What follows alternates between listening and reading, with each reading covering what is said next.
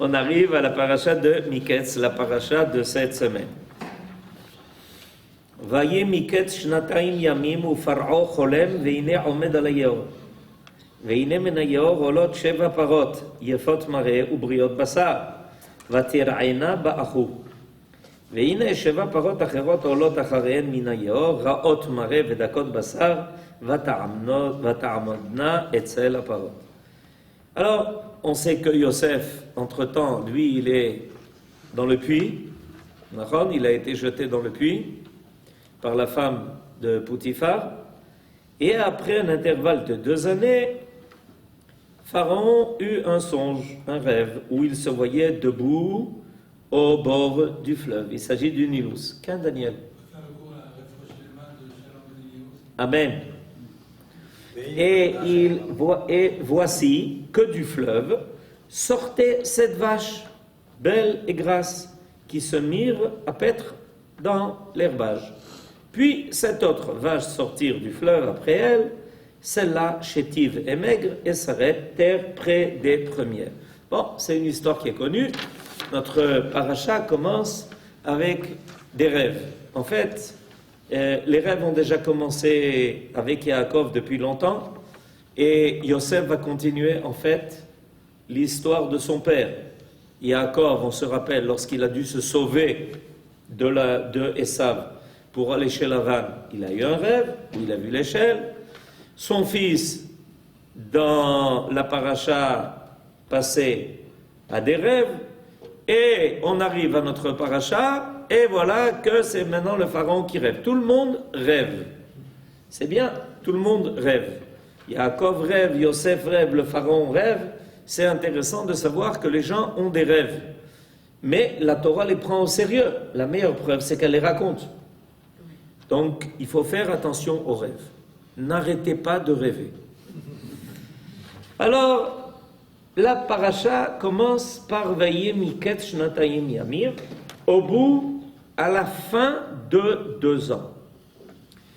C'est ce qui a donné d'ailleurs le nom à notre paracha, Miketz. Miketz, ça vient du mot Ketz. Le mot Ketz veut dire la fin de quelque chose. Il met fin aux ténèbres. Ketz sam la rocher. C'est en citant cette phase du livre de Eyov que le Midrash commence son exposé sur notre chapitre. Tout a une fin.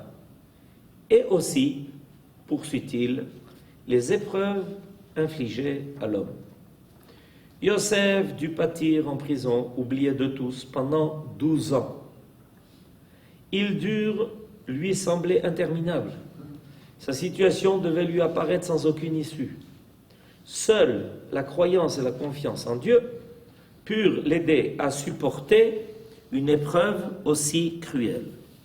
Mais le tournant du destin se prépare dans le silence de l'absolu, et il intervient lorsque l'heure a sonné et au moment voulu dans les desseins de la providence. Bon, alors ce midrash, c'est un midrash qui est connu, il est important, et ce midrash en fait fait une dracha sur le mot Miketz. Pourquoi est-ce que la Torah a-t-elle trouvé nécessaire de nous dire quand le rêve de Paro a eu lieu? Est-ce que ça change pour nous que le rêve de Paro ait eu lieu à tel moment ou tel autre moment? A priori, ça ne change pas grand-chose. Or, voilà que la Torah commence la paracha en nous signalant qu'il y a une fin à un certain temps. C'est ça qui interpelle le Midrash, qui va se servir d'ailleurs d'un verset du livre de Eyov. Dans le livre de Eyov, dans le chapitre 28, au verset 3, il y a là-bas une phrase qui dit « Ketz sam la rocher ». Ça veut dire quoi, Ketz sam la rocher? Ça veut dire qu'il y a Dieu qui met la fin, un terme à l'obscurité. Ça, en fait, on le connaît depuis la création du monde. Bereshit bara Elokim et hashamayim v'et haaretz. Ve'haaretz hayta tohu vavohu, Vechoshech al penei tehom. Voilà, la Torah nous décrit la terre comme étant une situation chaotique, tohu vavo. Il y a les ténèbres qui règnent sur l'abîme. Vayomer Elokim yehi or. Je ferai remarquer d'ailleurs que le mot or est le 25e mot de la Torah. Or. Si vous comptez les mots depuis le mot Bereshit jusqu'au mot or, vous arriverez au numéro 25. Et nos sages ont trouvé en cela déjà une allusion au 25 qui se lève. Le 25 qui se lève, c'est le moment où les béné Israël décident de mettre fin à l'obscurité. Comment est-ce qu'ils mettent fin à l'obscurité? En allumant la Hanoukia. Ils mettent fin à l'obscurité. On est dans la période où les jours sont les plus courts, où la nuit a grignoté beaucoup de la journée, les jours sont très courts, et voilà que les béné Israël, chaque nuit, vont précisément dans cette situation où, même au niveau astronomique, il y a plus de ténèbres que de lumière, les béné Israël se mobilisent pour ajouter de la lumière dans le monde, en allumant la Hanoukia, qui vient évidemment rappeler ce que les Hashmonaïm eux-mêmes ont fait, puisque les Hashmonaïm eux-mêmes, qu'est-ce qu'ils ont fait? En luttant contre les Grecs, ils ont en fait lutté contre ce qui empêchait la lumière divine d'apparaître sur terre. C'est pour ça que le Midrash trouve dans le mot Choshech al penei tehom, une allusion à l'empire grec. Dans les 4 mots qui signalent l'état chaotique du monde, nos sages trouvent, et il y a là un long exposé du Maharal dans son livre qui s'appelle Ner Mitzvah, qui a été traduit et commenté par le professeur Ner Zichrono Livracha. Il existe, c'est un très beau livre. Et le Maharal va commenter précisément cette situation qui est une situation qui est cosmologique, où Tohu fait allusion à l'empire de Babylonie, Bohu à l'empire perse, Choshech à l'empire grec, Ve Tehom à l'empire, le dernier, celui de Édom. Et les Hashmonaïm savaient que Yavan était le Choshech. Ils savaient que Yavan était en fait l'obscurité. Bien que ce soit une civilisation très brillante, en réalité, c'est le lampadaire qui empêche de voir les étoiles. On vous a déjà expliqué ce phénomène? Quand on est à côté d'un lampadaire, on ne peut pas voir les étoiles. C'est connu. Pour pouvoir voir les étoiles, il faut se mettre à un endroit qui est obscur. Si on n'est pas à un endroit qui est obscur, on ne peut pas voir. Pourquoi? Parce que la lumière du lampadaire est plus forte, étant donné qu'elle est plus près de nous, que celle des étoiles. La lumière des étoiles est beaucoup plus forte. Seulement les étoiles sont très loin, d'une part, et d'autre part, la lumière qui s'en dégage, ça prend énormément de temps jusqu'à ce que ça arrive à nous, donc elles paraissent scintiller d'une faible lueur. Alors si tu veux distinguer les étoiles, tu ne peux pas être en endroit qui est éclairé. Alors c'est quoi la civilisation grecque? Le lampadaire. Et qu'est-ce que ça empêche de voir? Les étoiles. Voilà, ça empêche de voir les étoiles. Qui est-ce qui est comparé aux étoiles? Évidemment, le Ham Israël. Où Akadosh Baruch Hu a dit à Abraham, chez Zaro, yeke korve hashamayim. Alors, les Grecs, c'est la civilisation avec plein de phares. C'est les grands feux, c'est les grands phares. Et ça empêche de voir les étoiles. Alors, les Hashmonaïm connaissaient ce secret. Et donc, ils ont décidé de lutter contre cette pseudo-lumière que représentait l'Empire grec. Et donc, ils ont lutté contre le Choshech. Et c'est pour ça que le miracle qui leur est arrivé, évidemment, est un miracle de lumière. est un miracle où finalement la menorah va éclairer de toute sa lumière, qui est une lumière évidemment divine. C'est pour ça qu'elle était miraculeuse, parce qu'il était absolument important de prouver au monde que la véritable lumière est une lumière divine qui semble miraculeuse aux yeux de l'homme. Alors, ce que le Rav Mouk est en train de nous dire, c'est que en fait, la sortie de Yosef du bord, c'est-à-dire du puits où Yosef se trouvait, avait été déterminé par un temps très précis. C'est pour ça qu'il a marqué Vayim miketz shnatayim yamim. C'est au terme de ces 2 ans-là. Yosef est resté 10 ans, et en plus de ça, 2 ans de plus, où celui qui aurait dû se rappeler de lui l'a oublié, par hasard, et voilà que donc au bout de 12 ans, boum, ketz, voilà que le terme est arrivé. Et les choses vont commencer à se dérouler de telle façon que Yosef va pouvoir sortir de l'obscurité du bord dans lequel il se trouvait. C'est intéressant parce qu'il faut savoir que dans le Talmud, toute l'histoire de Hanouka est racontée dans le traité de Shabbat. C'est le traité qui parle de Hanouka. Pourquoi est-ce que c'est le traité de Shabbat qui parle de Hanouka? Parce que tout à l'heure, dans la prière de Harvit, on va dire Bameh Madlikim ou Bameh Madlikim, c'est-à-dire qu'on va réciter le passage, le chapitre 2 du traité de Shabbat, qui parle des matériaux avec lesquels on peut allumer ou ne pas allumer les nérodes de Shabbat. Donc de là, la Mishnah, la Gemara va aussi parler évidemment de l'allumage des nérodes de Hanouka. Elles vont ensemble. Il y a une étude qui se fait à propos de ces 2 lumières-là que l'on doit avoir chez soi. Et voilà qu'au milieu des halachot concernant Hanouka, tout d'un coup, de quoi on nous parle? Du puits dans lequel Yosef a été jeté. Ça semble ne rien y faire là. Tout d'un coup, on est en pleine étude sur Hanouka, et tout d'un coup, on nous dit « Ah, tu sais, il y a quelque chose d'intéressant. » Quoi? Qu'est-ce qui est intéressant? C'est intéressant de voir que la Torah nous dit que Yosef a été jeté par ses frères dans un puits qui était vide, dans lequel il n'y avait pas d'eau. Alors, immédiatement, nos sages ont repéré qu'il y avait quelque chose qui paraissait superflu. Si le puits était vide, évidemment, il n'y avait pas d'eau.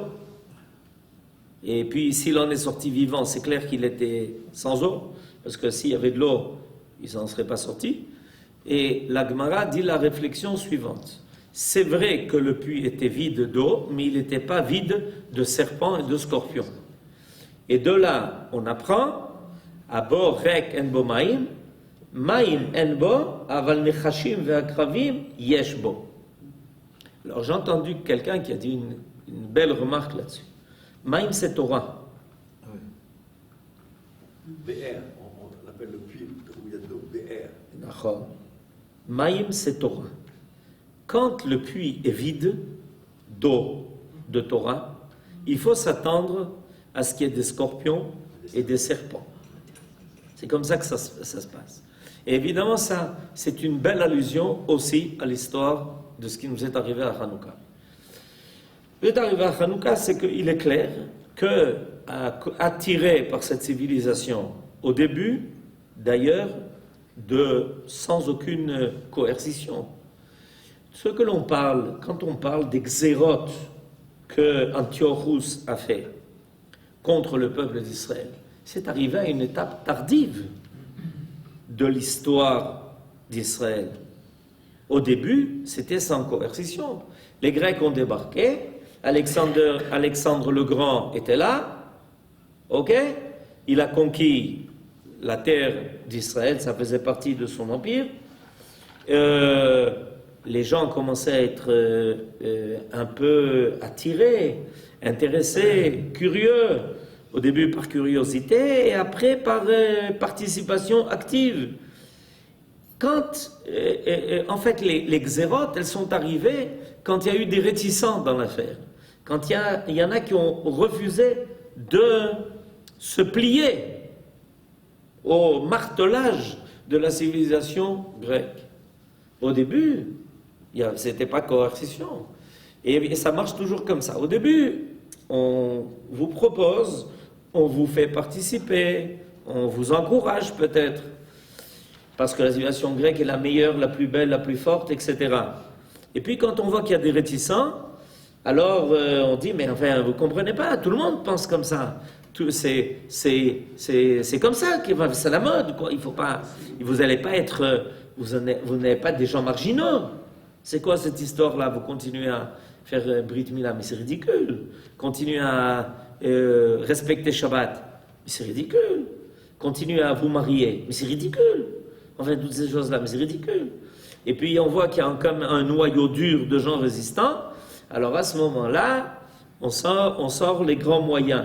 Et c'est à ce moment-là qu'on commençait aussi des xérotes qui avaient pour but de terminer ce travail de rabotage qui s'était fait par la civilisation grecque. Alors on nous avertit, c'est pas par hasard que l'histoire de Yosef dans le puits apparaît au milieu de précisément cette étude sur Hanouka. Parce qu'en réalité, on est en train de nous prévenir que c'est comme ça que ça marche. C'est comme ça que les choses se passent. C'est que quand on se vide d'un contenu qui est essentiel à Borek,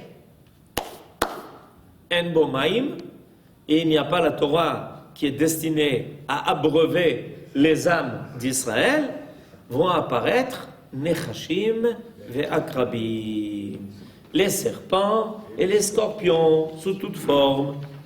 Ken. Ça veut dire que Yosef, il est resté pendant 12 ans sans Torah. Ça veut dire que Yosef, pendant 12 ans, il a répété la Torah qu'il avait déjà appris chez son père jusqu'à l'âge de 17 ans. Yosef a été vendu par ses frères alors qu'il avait 17 ans. Et nos sages nous disent que Yaakov lui avait déjà transmis toute la Torah qu'il avait. C'est-à-dire pendant 17 ans, c'est pour ça qu'il était le fils préféré de Yaakov, parce que Yosef était un bon élève, et jusqu'à l'âge de 17 ans, il connaissait déjà tout ce que son père savait de la Torah. Quand il a été vendu, il est déjà parti avec cette Torah. Il avait en lui cette Torah, la Torah de son père, qui va l'accompagner partout, et c'est ce qui va d'ailleurs faire qu'il ne va pas fauter. Qu'est-ce qui va faire que Yosef ne va pas s'assimiler en Égypte? Qu'est-ce qui va faire que Yosef ne va pas tomber dans les mains de la femme de Poutifar? Qu'est-ce qui fait que Yosef va garder son identité? C'est qu'il avait avec lui la Torah de son père qui l'accompagnait. C'est quelque chose de... on sait même quelle était la dernière chose, le dernier sujet qu'il avait étudié avec son père. À tel point, hein? Il y a une allusion, évidemment. C'est qu'il a étudié la paracha de Egla Arufa, de la génisse qui est tuée quand on a trouvé quelqu'un et qu'on ne sait pas qui l'a tué. Il est mort, on l'a trouvé jeté quelque part, etc., etc. Donc Yosef avait une Torah fondamentale qui l'accompagnait, la Torah de son père, et qui lui a permis de tenir le coup en Égypte. Sans cette Torah, il se serait complètement assimilé. Il aurait complètement perdu pied. C'est important de s'en souvenir. On est parti en exil. Si on n'avait pas été accompagné en exil de la Torah que les sages nous avaient transmis, nos sages savaient ça. À l'époque du deuxième temple, ils connaissaient ce principe, que le deuxième temple finit par être détruit. Et c'est pour ça qu'ils ont énormément œuvré pendant toute la période du deuxième temple. Ils ont énormément œuvré pour développer la loi orale et la codifier. Ils l'ont développée et ils l'ont codifiée. Pourquoi? De façon à ce qu'on ait des bagages. quand on est parti en exil, on avait avec nous des bagages. Une fois, j'ai entendu une belle dracha du Rav Druckmann et Shlita. Le Rav Druckmann fait remarquer que quand le Mishkan, quand le tabernacle a été édifié, étant donné que dans le désert, il fallait transporter sans arrêt, d'une étape à l'autre, il fallait transporter tous les kelim, tous les instruments, tous les ustensiles du Mishkan. Alors, quand on y arrivait, et qu'on s'arrêtait quelque part, il y avait de chaque côté, il y avait des anneaux dans lesquels on mettait deux perches qui s'appellent les badim, et ça servait à les transporter, comme ça il était facile de les transporter, de mettre sur les épaules et d'y aller. Quand on arrivait quelque part, on les enlevait. Il n'y a qu'un cli où il est marqué dans la Torah qu'on ne doit jamais les enlever. Ces deux perches qui servent à prendre cet ustensile doivent rester non seulement, même une fois qu'on s'est installé quelque part, mais même une fois que le Beth Amikdash a été construit et que l'arche avec dedans les deux tables de la loi a été déposée dans le Kodesh à Kodashim, même là-bas, ces perches ne devaient pas être enlevées. C'est une indication de la Torah elle-même. C'est-à-dire que, en fait, pendant 410 ans, dans le premier Beth Amikdash, Aaron Abrit, avec dedans les deux tables de la loi, en fait c'est un peu moins que 410, parce qu'à un moment donné, ils ont compris que le temple allait tomber, allait être détruit, donc ils l'ont déjà caché, mais pendant des centaines d'années, et c'est resté. Ces deux perches-là étaient restées. Alors qu'est-ce que la dracha que j'ai entendue est la suivante? C'est pour nous rappeler qu'on doit être prêt toujours à prendre la Torah là où on va. C'est-à-dire que bien que là-bas, l'arche était déposée dans le Kodesh HaKodashim, il y avait les deux tables de la loi et sur le côté, il y avait un Sefer Torah. Là où tu vas, n'oublie pas de prendre avec toi les tables de la loi et le Sefer Torah. Sans ça, impossible de survivre. Impossible. David Ameller, il a la guerre avec son Sefer Torah. David Ameller, évidemment, puisqu'il était le roi, en plus de ça, il avait l'obligation de prendre avec lui un Sefer Torah là où il allait. Mais ça, c'est important de savoir. Là où on va, la Torah doit nous accompagner et doit être là. Sans ça, impossible de survivre. Alors Yosef, il a pris avec lui la Torah que son père lui avait transmise. Évidemment, c'est quelque chose d'extraordinaire que ça s'est passé comme ça, que Yosef a eu le temps, Bar Zekunim, Unkelos traduit Bar Hakima, le fils sage, celui qui avait reçu toute la Torah de son père, et il est descendu en Égypte, et avec lui, il avait cette Torah qui l'accompagnait, qui l'a sauvé, et qui lui a empêché son assimilation, et qui finalement a fait que Yosef est resté le Yosef Hatzadik.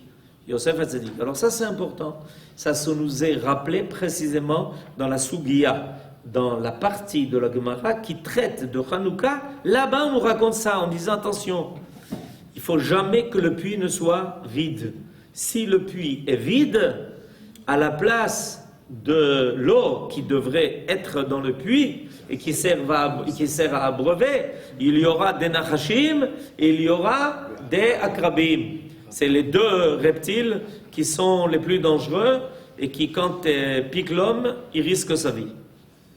C'est peut-être pour ça, j'avais entendu une explication, c'est Oui. pour ça que où tu te déplaces, tu dois te déplacer avec la Torah. Oui. C'est pour ça que quand on part en vacances, quand on se déplace, je me rappelle quand on partait en Machanot, etc., les mères jetaient de l'eau, qui symbolise peut-être la Torah, et donc ça veut dire part accompagné de la Torah. Je sais pas, je vous... Il a justifié la tradition des mères qu'on n'avait pas compris jusqu'à présent. Vous vous rendez compte? Eh bien, c'est pas la mer à boire. Ok. Alors, le Rav Munk termine par Hanouka.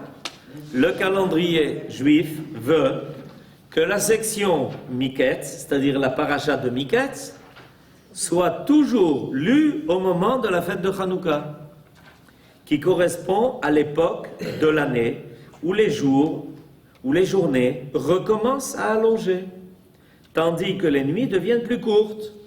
Ce tournant de l'année est accompagné des lumières de Hanouka, qui représente symboliquement le triomphe de la lumière sur les ténèbres.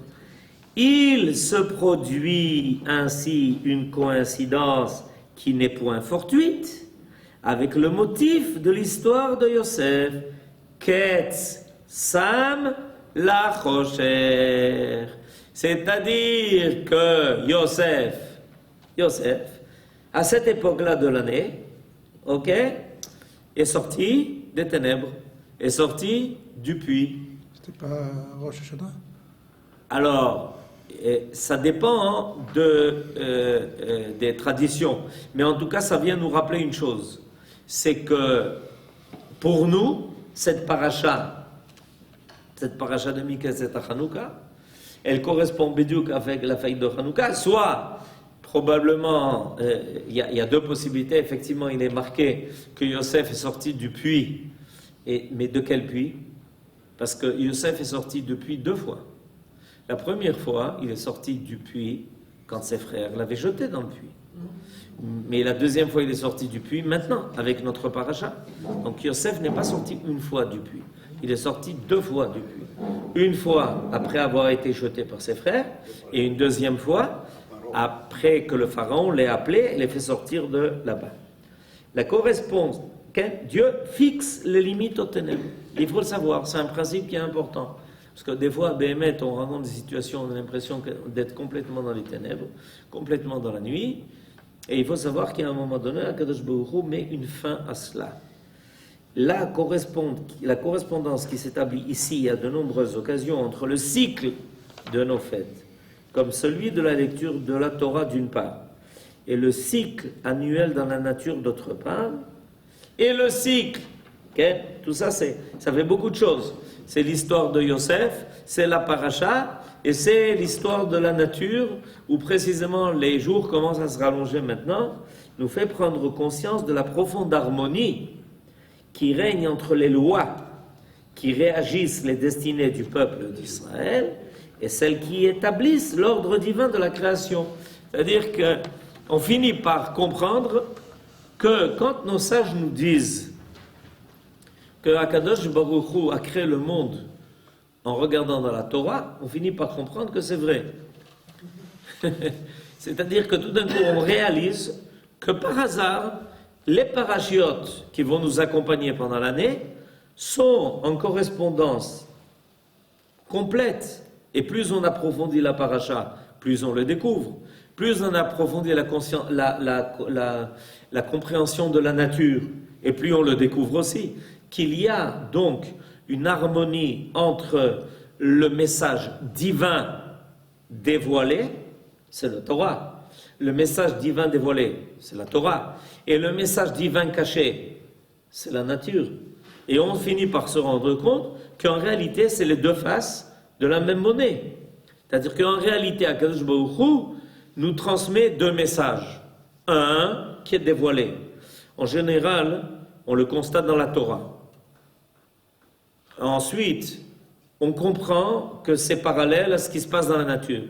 Et un jour, on finit par se rendre compte que ce qui les fait correspondre, c'est l'histoire d'Israël.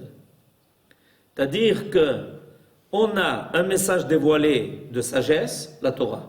On a un message caché de la science divine, la nature.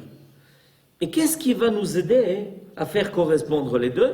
C'est qu'on s'aperçoit que l'histoire d'Israël est entre les deux, entre le cadre naturel des choses et entre le cadre divin des choses, et que l'histoire d'Israël réussit à faire rejoindre ce qui paraît tout à fait parallèle, ce qui se passe dans les cieux, ce qui se passe sur terre. D'accord? Ce qui se passe dans les cieux, ce qui se passe sur terre. Et voilà que le peuple d'Israël, qui a la capacité de faire rejoindre les cieux et la terre, réussi à faire rejoindre ces deux plans qui paraissent parallèles. Alors, pareil, on peut, à travers l'histoire, ok, et ça, il faut le comprendre, quand nos sages ont fixé la fête de Hanouka, en réalité, ils avaient conscience de ça.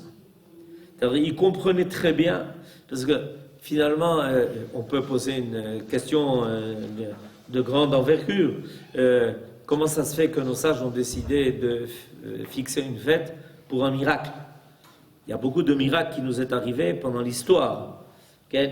Nos sages n'ont pas fixé une fête pour le miracle de l'eau qui est sortie du rocher dans le désert. Ils n'ont pas fixé une fête pour le fait que l'on a réussi à franchir le Jourdain et que le Jourdain s'est ouvert devant nous pour entrer en Eretz Israël. Ils n'ont pas fixé de fête. Alors voilà que tout d'un coup arrive ce miracle-là de la menorah qui trouve le moyen de brûler 8 jours alors qu'il n'y a de l'huile que pour un jour. Et puis, boum, là, il y a une fête. Là, il est clair qu'il faut célébrer ça. Pourquoi? Parce que nos sages arrivent exactement à identifier cette correspondance qu'il y a entre l'histoire divine du monde et l'histoire naturelle du monde, et qu'au milieu, l'histoire d'Israël vient réimbriquer l'une à l'autre. Il y a un sentiment des fois que ces deux histoires se déroulent en parallèle et ne sont pas imbriquées l'une à l'autre. Que les hommes font sur terre ce qui leur passe par la tête, que Dieu, il est dans les cieux, mais il a donné une sagesse, elle est bonne pour ceux qui s'y intéressent, et qu'il n'y a pas de rapport entre les deux. Voilà que toutes les phases de l'histoire du peuple d'Israël, depuis les temps les plus reculés, on parle de l'histoire de Yosef ici, on parle de l'histoire de Yosef, on parle donc d'une histoire qui remonte depuis très longtemps. Et puis voilà que petit à petit, à travers les époques qui vont passer, à travers les siècles qui vont s'écouler, on s'aperçoit que l'histoire d'Israël est toujours au moment où il faut, à l'endroit où il faut, pour que se passent des choses qui viennent nous dire « Ah, tu vois, nos sages, ils ont repéré ce jour-là. » Comme je vous l'ai dit tout à l'heure, le 25e mot de la Torah, c'est le mot « or ». Tov. C'est bien, c'est beau, mais la création, il y a 5777 ans. Et voilà que tout d'un coup, un jour, on dit, mais tu comprends pourquoi le 25e mot de la Torah, c'est le mot « or » ? Parce que, ah oui, quand ça? Ah non, attends, ça va prendre du temps. À l'époque des Grecs, il y a eu une histoire qui s'appelle l'histoire de Hanouka, et le 25 qui se lève, boum, il va y avoir la lumière. C'est-à-dire que tout d'un coup, l'histoire d'Israël va faire réapparaître dans la réalité ce qui était déjà imprimé, ce qui était déjà inscrit dans l'esprit divin de la Torah. Eh bien, il faut faire attention à cela, parce que ce n'est pas terminé. C'est pas terminé. Ça veut dire que finalement, plus l'histoire se déroule, et plus on rencontre, dans ce cycle-là, qui paraît un cycle qui revient sur lui-même, des moments clés comme ça, et on va dire, mais comment on n'a pas vu ça avant? Comment on ne s'est pas rendu compte de ça avant? C'est clair, ça ne pouvait être que maintenant, à cet endroit-là, dans ces conditions-là. C'est ça le principe, c'est ça l'idée. C'est que tout d'un coup, on se rend compte que ça se rejoint. Et ça, plus on a une perspective large de l'histoire du monde et de l'histoire d'Israël, plus ça se réalise. Ça devient de plus en plus évident. Un jour, tout ce qui est marqué dans la Torah deviendra évident, et dans l'histoire et dans la nature. Tout ce qui est marqué dans la Torah deviendra évident et dans l'histoire et dans la nature même. C'est-à-dire qu'au niveau de la nature même, il y aura une révélation de choses qui ont été occultées. Et comme il est marqué dans le Pirkei Avot que Dieu a créé la nature par 10 paroles, ça veut dire qu'il y a 10 paroles divines qui sont occultées dans la nature. Alors voilà, quand on voit que tout d'un coup, l'huile est capable de durer 8 fois plus de temps que ce qu'elle est en quantité, ça veut dire quoi? Ça veut dire qu'on a découvert que dans la nature se cache une dimension qui est de l'infini. Aujourd'hui, la physique dit, vous savez, dans une très petite quantité de matière, il y a une énergie énorme, pratiquement infinie. Plus on avance, plus on découvre l'infini de l'énergie qui se trouve incrustée dans la matière. Ben, ça, nous, on le sait depuis très très longtemps. En réalité, ce qu'il faut comprendre, c'est que cette huile-là n'a fait que révéler ce qu'elle contient profondément en elle. Elle contient en elle une dimension qui n'est pas d'ordre quantitatif, mais d'ordre qualitatif. Ce que nous connaissons dans le monde de la nature révélée, c'est le côté quantitatif de la matière. C'est pour ça que quand on a une fiole d'huile, si on la mesure, on dit ça va suffire à un jour. Ça, c'est ce qu'on voit. D'accord ? Et puis voilà qu'à Hanouka, parce que les Béné Israël ont lutté pour l'apparition de la divinité sur terre, Dieu a fait un cadeau. Et il a permis de révéler le côté qualitatif de la matière au-delà du côté quantitatif. En réalité, c'est les Hashmonaïm qui ont occasionné cela. Parce que, en luttant pour que l'identité d'Israël soit préservée, donc que la présence divine sur terre ne soit pas évacuée par les Grecs, ils ont permis de révéler ce secret de la nature.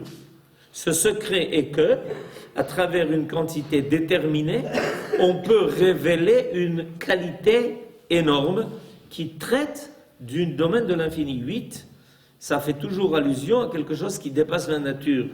C'est pas par hasard que la fête de Hanouka finalement a duré 8 jours. Parce que le mot 8, et quelqu'un a fait remarquer que quand il est renversé d'ailleurs, il signale l'infini. Mais le mot 8, que l'on trouve à propos de plusieurs thèmes dans la Torah, vient révéler quelque chose qui est infini. C'est-à-dire qu'en réalité, les Hashmonim, c'est ce qu'ils ont fait comprendre. Par notre Torah, le Ham Israël, qu'est-ce qu'il fait? Il permet de percer la carapace de la nature. La nature a une carapace qui laisse croire qu'elle ne peut se mesurer que de façon quantitative. Et voilà que le Hashmonaïm dit, mais vous comprenez rien. Dans chaque point de la nature, dans chaque gramme de matière, il y a en réalité quelque chose de qualitatif, d'énorme. Il y a une énergie divine énorme qui s'y cache. Donc, en réalité, le miracle n'était pas un miracle. Il était une révélation de ce qu'est la nature vraie. C'est un miracle pour ceux qui ne croient qu'à la quantité de la matière. C'est pas un miracle pour ceux qui savent que dans chaque quantité de matière se cache une qualité qui est énorme. Et cette qualité, elle est bédiouk, l'antithèse de la thèse grecque.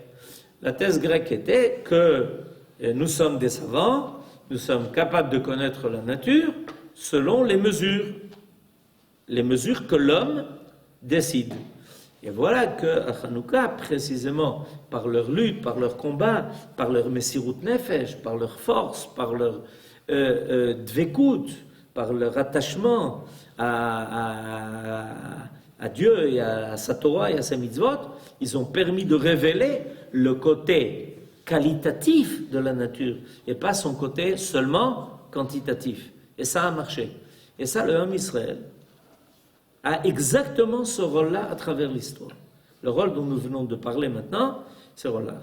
Quand on voit que, par exemple, une poignée d'hommes est capable de vaincre une quantité énorme, Masarta Rabim Beyad Me'atim, en réalité, ce n'est pas un miracle. C'est la révélation totale de ce qu'est la création. C'est qu'au niveau qualitatif, il y a quelque chose de beaucoup plus grand qui peut dépasser ce qui est seulement quantitatif. Chanukah Sameach, Chodesh Tov, et Shabbat Shalom.